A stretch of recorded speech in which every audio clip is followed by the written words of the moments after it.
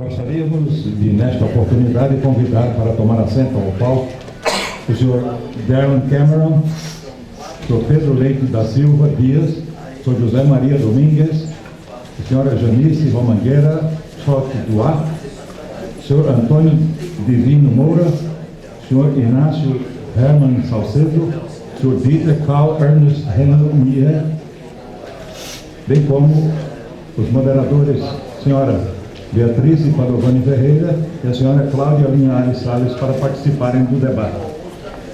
A conferencista Carolina, ela não pôde participar do debate e, por conseguinte, deixou um e-mail para todos aqueles que quiserem se comunicar com ela para responder qualquer dúvida que os senhores e senhoras tiverem.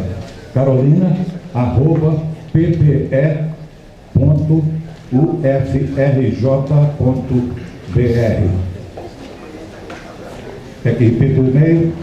carolina@ppe.ufrj.br.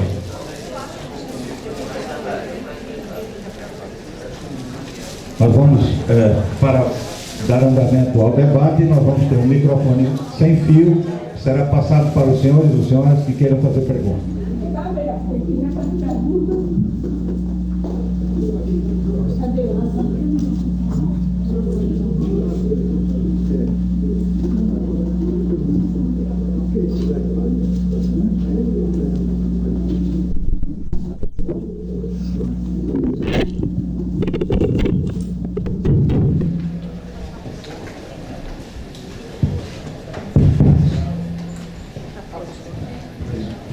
Boa tarde. Eu sou do interior, tenho 78 anos de idade e, por conta disso, sou ex de várias coisas. No entanto, nessa condição de ex, eu não deixei de sonhar. E, sobretudo, de ter coragem de me posicionar diante de determinadas coisas. Eu testemunhei várias secas no Nordeste, testemunho ocular. E essa, de vez em quando, há 2, 3 vezes eu vou por lá. Mas por conta do testemunho ocular, por conta de leitura, por conta de 12 seminários que fizemos sobre o semiárido. Porque não estão traduzindo.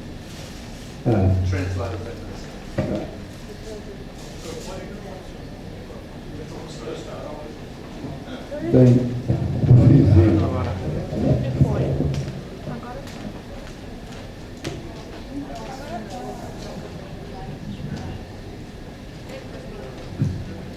você interrompeu o sentido. Por conta de 12 seminários participando sobre o semiárido, eu, de forma muito caricatural, consegui listar determinadas questões. Uma é que a situação melhorou muitíssimo. No ano que meu avô nasceu, em 1877, morreu de sede e de fome metade da população do Ceará. Tem um livro famoso sobre isso, que é o livro de José de Castro, um pernambucano, que eu tenho muito inveja, porque vive em Pernambuco, mas não nasci aqui. A segunda coisa é o equívoco de se imaginar que um ano de sucesso é um ano em que chove e que permite produzir milho e feijão. Olha, vamos tomar o milho, que seria o exemplo mais representativo. Quando nós temos boas safras de milho aqui no Nordeste, nós produzimos 800 mil quilos por hectare. No sul do Brasil se produz tranquilamente, em quase todos os anos, 4 mil quilos. Quer dizer, num lugar em que a economia é globalizada, o trânsito é livre, 800 contra 4 mil é goleada. É goleada. Eu gostaria sempre que meus times para o qual torço conseguissem vantagem de 5-1. Agora, o que é muito importante, eu acho que foi dito já aí, é a gente pensar não mais no equívoco de trabalhar com lavoura altamente exigente em termos de chuva e de solo e pensar em conviver com o semiárido. Eu sei que o enunciado é simples, o caminho é o mais complicado. Mas veja, por exemplo, essa seca atual, a manifestação dela não é por conta já muito de sede, porque os caminhões hídricos estão abastecendo. É por conta de rebanhos que foram perdidos. Muito provavelmente nós vamos ficar com metade do rebanho que tínhamos. E isso vai demorar 7 ou 8 anos para se recompor.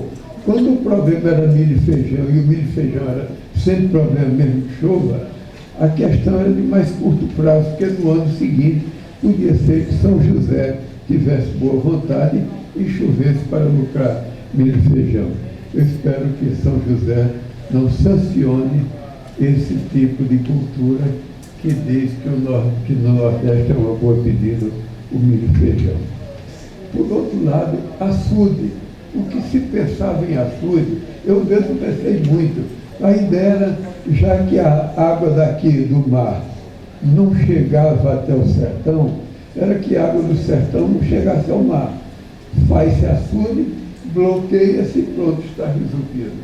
Aí está se vendo que o açude não resolve. Quando a gente constrói um açude, ele evapora 2 metros por ano. São 2.000 milímetros. Para compensar isso daí, só a chuva do Amazonas. Como aqui chove 500, 600 e não 2.000 como na Amazônia, essa solução é ilusória. Açude, muito provavelmente, é aquele açude que ninguém vê. É o açude debaixo da terra. É a barragem submersa.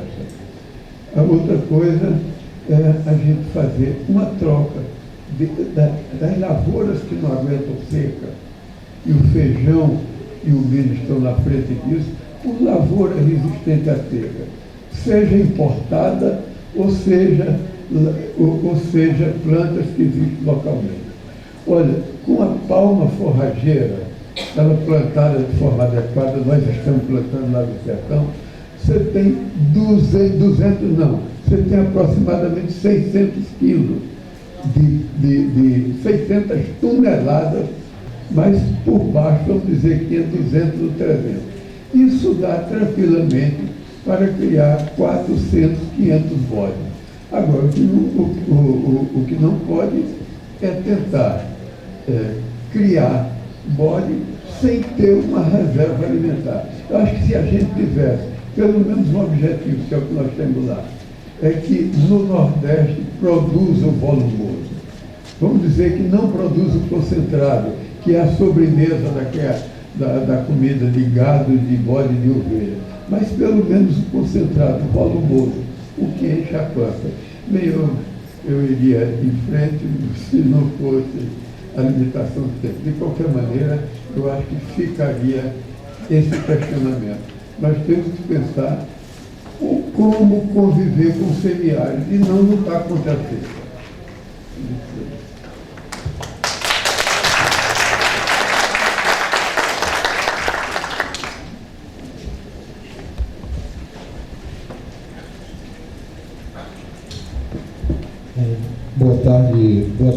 Boa noite quase a todos, boa tarde. Primeiro eu gostaria de agradecer e parabenizar toda a organização do evento, em nome da reitoria da Universidade Federal do Vale de São Francisco, que eu estou representando aqui o nosso reitor, professor Julianelli. Eu sou o Ricardo Lima, da Pró-Reitoria de Pesquisa, Pós-Graduação e Inovação desta universidade.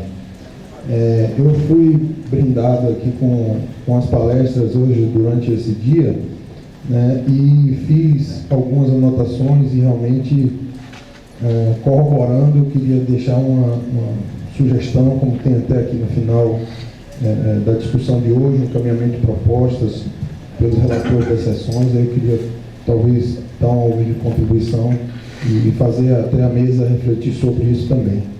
Foi falado hoje de uma série de expertises ou conhecimentos em duas áreas aí que vocês propuseram bastante bem, pertinente no encontro, sobre oceanos, água, mar, algumas questões relacionadas a isso e outras relacionadas ao crime, principalmente aqui foi falado do semiárido e da nossa região mais particular, do ponto de vista do semiárido onde nós convivemos. Desculpa, eu não decorei o nome do professor agora no final.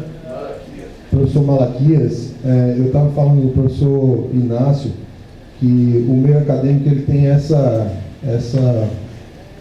encanto, vamos dizer assim. Enquanto alguns talvez estejam já cansados, como o senhor disse, de sonhar, que não sonha mais e tem mais atividades para as coisas, outros chegam e renovam esse ambiente. Acabei de falar para o professor Inácio ali fora um pouco isso, foi um prazer conhecê-lo pessoalmente também. E nesse sentido a gente está vivenciando, né, um dos primeiros momentos nossos lá na universidade, dentro desse processo de seca, de climas mais áridos e mais inóspitos.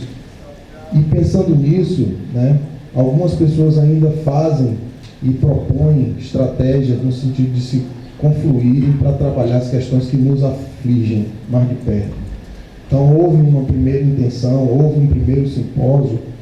Nós estávamos sob a coordenação geral do professor Aurélio Lacerda, da UFBA, e que propôs um itinerário, um encontro, um simpósio itinerante que foi Repensando os Sertões Semiáridos do Brasil, e que ele aconteceu de Salvador, na UFBA, passando por outras universidades ali pelo Recôncavo, em Feira de Santana, pela UNEB, indo até Juazeiro e Petrolina, no nosso Univasf, encerrando isso lá, e pensando e repensando as questões de convivência exatamente com o semiárido nordestino. E aqui eu fiz exatamente esse exercício.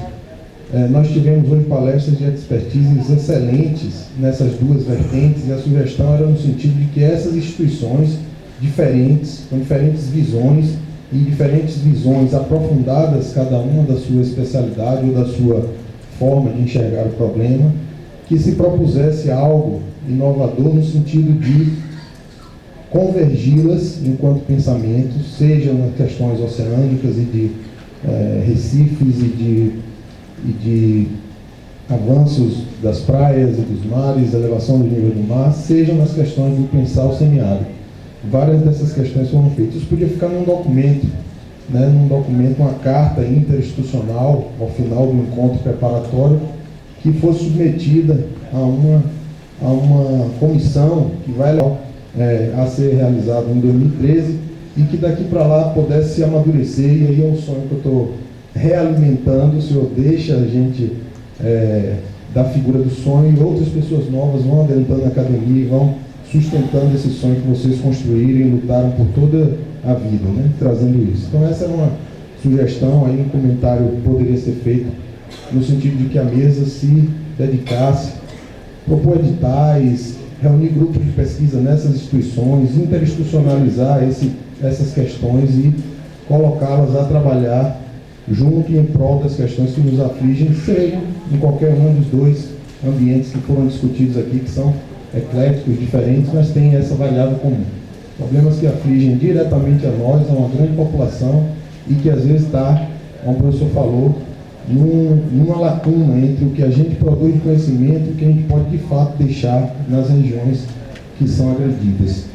Acho que era isso.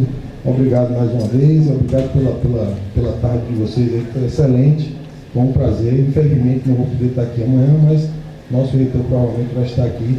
Minha sugestão é essa: se criar um documento interinstitucional de vocês para apresentação no Fórum Mundial de 2013 como política pública, tirada desse encontro e dos outros encontros que vocês fizeram aí, que certamente foram brilhantes. Obrigado.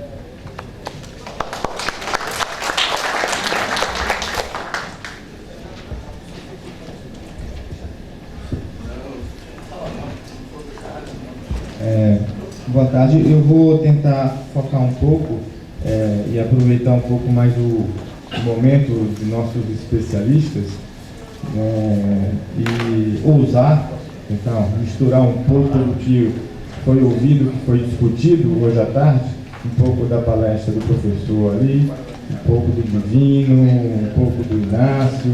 Então, o que eu gostaria de perguntar, na verdade, eu sou do Departamento de Sonografia e me interesso pela desertificação, naturalmente. Eu gostaria de saber se existe alguma experiência, né? Porque para mim é muito difícil de assimilar que até hoje nós não temos um sistema de de early warning no Brasil, né? Um sistema precoce, né? Então, desde centenas de anos que nós discutimos a questão da seca.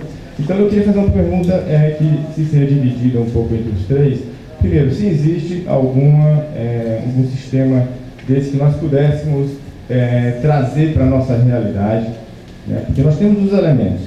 Segundo, se esse sistema poderia ser tratado, e para mim parece muito facilmente, né, guardando todas as ressalvas de minha limitação técnica, por uma rede de modelagem bayesiana, como o professor ali demonstrou, né? E se existe essa possibilidade, nós temos os elementos. A partir da análise do dipolo, nós sabemos mais ou menos como estão as nossas previsões de seca, etc, etc. Seria um sistema em que nós pudéssemos, por exemplo, desde que a temperatura do Atlântico tropical passasse determinados níveis, que o dipolo, por exemplo, acenderia uma luzinha amarela. E essa luzinha amarela poderia ser alimentada, esse modelo ser alimentado pelos stakeholders do professor Inácio, por exemplo, né, com approach bayesiano. Ou seja, nós temos vários elementos, né, que podem compor, sim, um sistema